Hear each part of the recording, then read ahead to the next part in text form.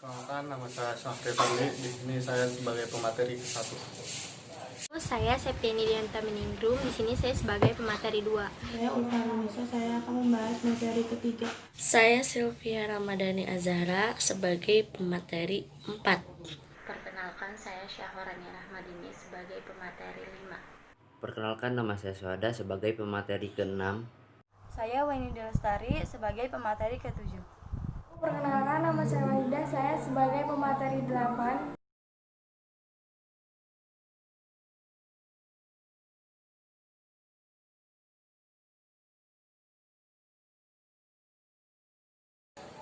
Latar belakang Revolusi Indonesia.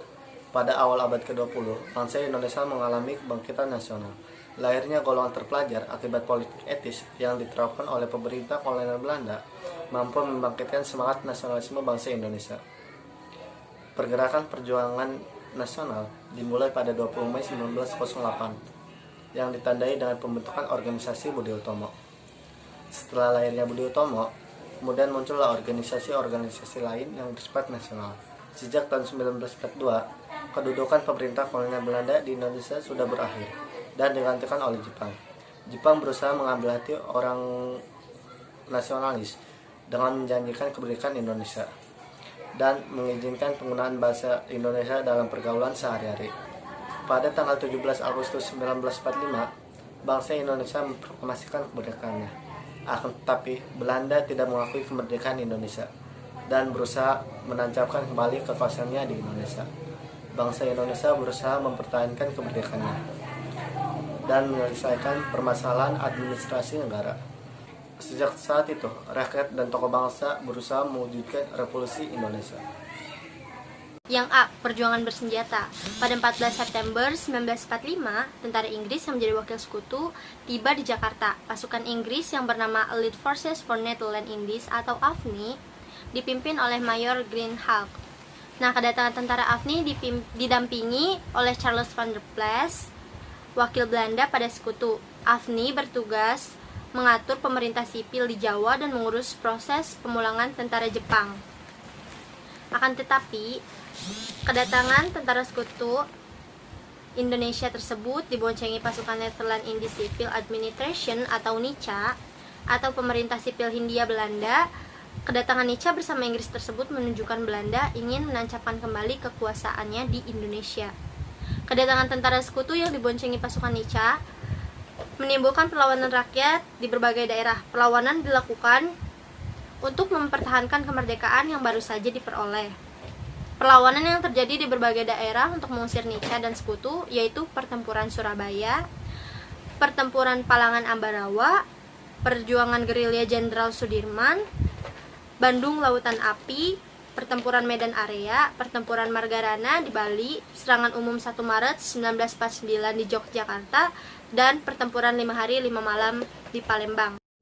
Contoh pertemuan bersenjata.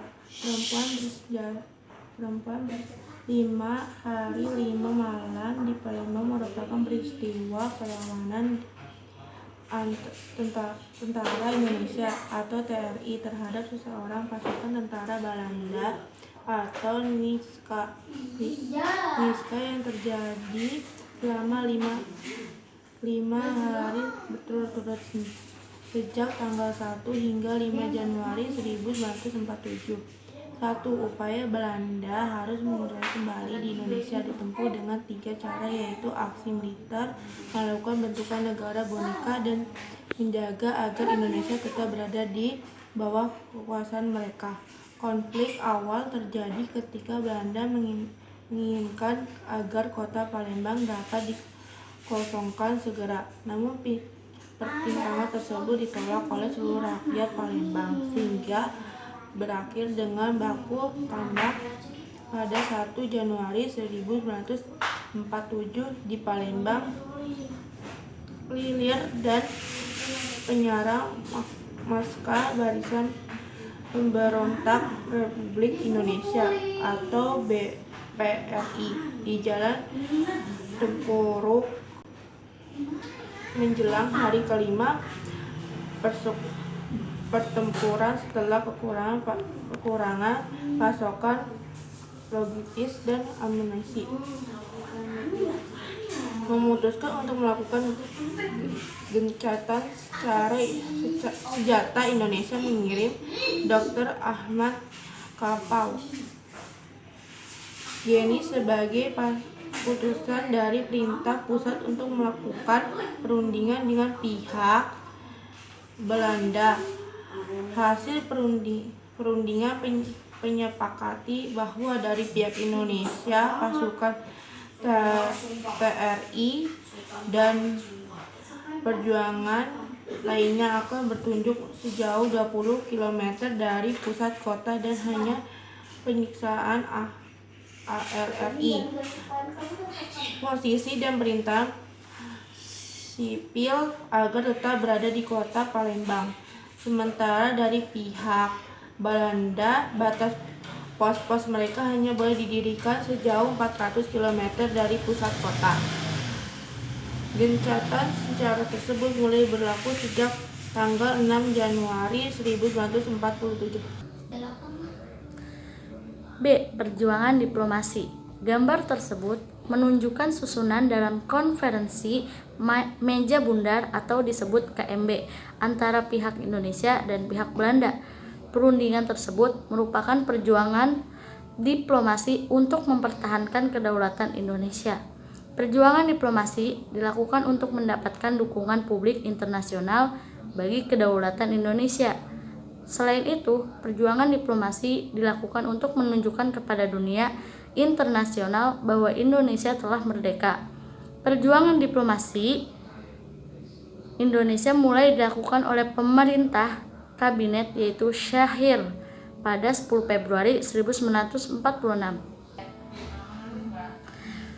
Pemerintahan Republik Indonesia mengadakan perundingan dengan Belanda, akan tetapi perundingan ini belum menghasilkan keputusan yang menguntungkan pihak Indonesia.